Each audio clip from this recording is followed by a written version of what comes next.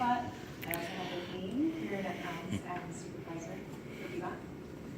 So PBOT has needed a bureau-wide electronic records management environment for a number of years. With the Portland building move upon us, we have realized that we really need to work hard to move forward with reducing the amount of paper that we produce and to advance an electronic filing process using the existing city system. So improving the efficiency of our workflow and our file retention is a key benefit for this project. Implementing more standardized filing classifications will help us deliver more security, accessibility, customer service, and greater adherence to legal demands. PBOT currently uses upwards of 4 million sheets of paper in a year, so by reducing our dependency on our paper files, we'll only provide operational cost and carbon footprint improvements for the future. Our city enterprise systems, TRIM or HP records management, will be utilized for this transition to ensure consistent and secure data and a strong relationship with our city auditors and BTS. In August of 2016, PBOT issued an open RFP for the e-files conversion project. It was posted for approximately 3 weeks and we received 2 proposals. Each contract proposal was stated as self-performing with no subcontractors. The specialized knowledge for electronic file systems and city government retention needs is essential for a successful transition of this size and the timeline that we're under. PBOT has chosen to work with Access Sciences for this project.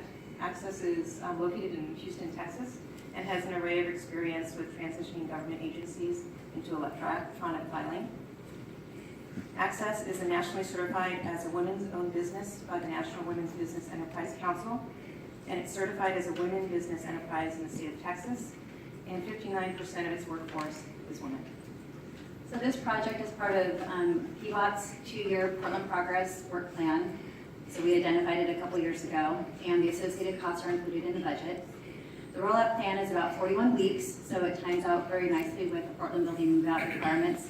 3 phases are access and engage with staff, govern and train, and tactical implementation. Mary Beth Elms will lead this project with a 21-person steering committee with cross-bureau collaboration and work directly with the consultants on section-specific needs and procedures throughout the agency. We've been working very closely with archiving and records retention, as well as the city attorney's office on this project, and we will continue to do so. They have a vested interest in our work, and they will be very close partners with us. This project includes staff only in the Portland building at this point in time because of the critical need for moving out, but we will be expanding that to the rest of the Bureau following the Portland building staff. If you have any questions, we're happy to answer those at this time. Thank you. Questions? I'm wondering how it matches or doesn't with the Bureau Development Services ITAP project. So because we're moving to electronic files, we are getting ourselves into an electronic state. This is moving into an existing city system, HPRM, which is also called e-files and TRIM. And so it doesn't really interfere with that project. I think it'll help us be ready to go when that project is live. It'll move everything primarily that's paper today into an electronic form and allow us to access things remotely and from other locations. And I think one of the key benefits is just the huge reduction in paper usage. So will customers still be allowed to file with paper? File what with paper? Their Oh, yes, applications. yes. So that won't change. It's more internally focused than externally focused, getting all of our city staff to stop getting print. Get them to move it into the e-files electronic system, have it accessible in an electronic way where it's searchable, has a really strong search engine. So it should not impact the public as much, but it will help in terms of accessing files for public records requests or other legal matters. So it'll make the information more accessible by more people. And will you have that posted on the transportation website or with the city auditor with the TRIM files? It would be accessible through the city auditor TRIM files. And has the technology oversight committee had a look at what you're doing? I don't believe this has to go through the TOC because it's not a new implementation, a new software. We're basically moving our system into our paper process into the city's existing system. It's similar to the transition that we did when I was at the Housing Bureau, where we moved all the loan files into the electronic file storage system. How have they been saved now? They're on servers, they're in hard copy in people's desks and filing cabinets in a myriad of locations throughout the Bureau. And will that people have to scan all of the things that are on paper on desks? Not necessarily. So in a lot of cases, I think because of retention schedules, people will be able to dispose of records, shred records. In other cases where we realize it's something that needs to be digitized, we will digitize, but we have anticipated that only about 10% of the work will be digitization, and the remainder will either be putting in archiving boxes and sending to city archives, or destruction of the records because they are outside of the retention schedule for the city. And I know in my office, whenever we have questions on, do I need to keep this, do I not need to keep this, we talk with the city auditor and her staff. What kind of training will be given to the PBOT employees, and there are many, to make sure that everybody knows what gets asked and what has to be saved? Exactly, so training is part of the program and part of this contract. We'll be working very closely with auditor's office and archiving and records retention to deliver that training to staff. So every employee that's going to be part of this project and transitioning to the new system will have very intensive training. They will have support throughout the project to know if something should be retained or destroyed or boxed. And I think one of the biggest things that we've heard from folks is that they're afraid to get rid of things. And so having that resource to say, yes, you've met the retention requirements, it's okay to go ahead and let that go and shred it, and don't keep it on the server. You know, let's go ahead and reduce that usage on the server and move it into e-files. And so has the auditor said that they have the staff to be able to help you with this? Yes, I mean, we needed the contract support because we didn't have enough capacity in-house, but Brian Brown and Max Johnson have been very supportive of this project, as has Jennifer Johnston, and so they have already signed up to be part of the project. They're part of the steering committee, and they want to support us moving in this direction because they realize how important it is. Great, thank you. When you get to the point of how to make sure that the public's aware of it, I hope you'll ask the Public Involvement Advisory Committee to advise on that interface, because I think sometimes it's quite difficult, even for me, when I know where something's supposed to be, to find things on the city's website. So I would encourage you to seek their advice at the end. But it looks like a great project. Thank you for answering all my questions. So, semi-serious question, that is, when you move back into the Portland building, you'll be able to send all those files to archives and not use up floor space in the Portland building with filing cabinets anymore, so we'll have floor space available for people. Yeah, that's part of our plan, is that we can reduce our footprint, both our carbon footprint and our actual footprint in the Portland building, both in our temporary space and when we move back in. So we want to achieve that before we actually go to temporary space. So Even better. Yeah. Yeah. And then allowing options for employees to access files if we're located in a lot of different locations. Great. Other questions? Thank you both very much. Okay, thank you. So does anyone want to speak on this item? If not, it's an emergency ordinance. Let's take a vote, please.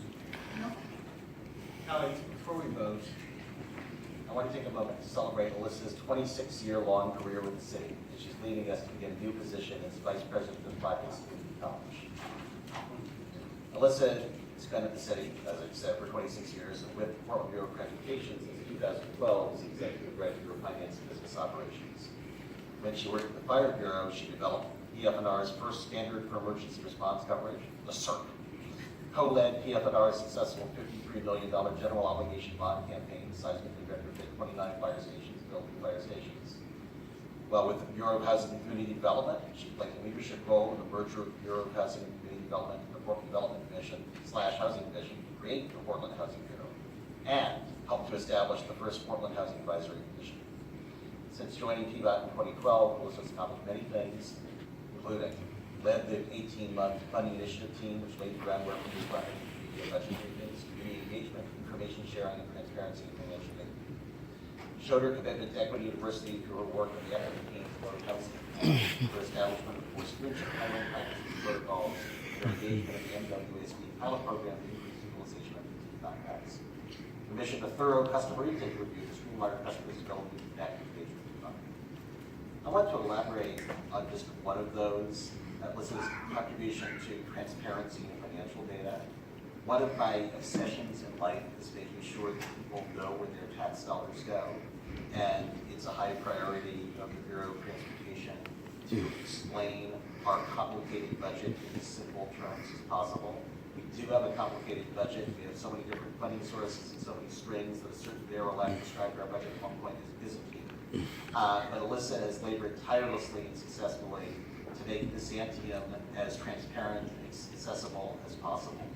And as we work together to develop all sorts of different charts and graphs, which taking people together can navigate the public through all the things we do and show them, here's how your money is spent, here's how it's raised. And I think that's critical in government across the board. It was especially critical in this last few years as we were asking the public for additional money for transportation. So we do that, they have to trust that your existing money is being spent wisely. So I really, really appreciate Melissa's efforts, and I feel quite confident that the people of Clackamas County will know everything that Clackamas Community College is doing with their money. Alyssa's staff know her as a trusted manager, a positive mentor, collaborative leader. She's always shown a tremendous amount of respect for the talented employees who work for her. They're going to miss her. We are going to miss her. I am going to miss her. Melissa, in lieu of flowers, I want to give you something to take into your new position at Clackamas Community College. At Piedmont, you have a candy bowl in front of your office, and that bowl has become a de facto watering hole for your employees, a gathering place. We wanted to send you off in your position with new infrastructure for such a gathering place.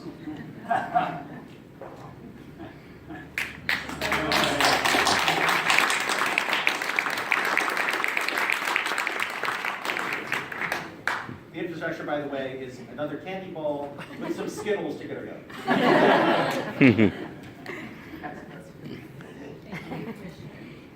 Thank you, Alyssa. Aye.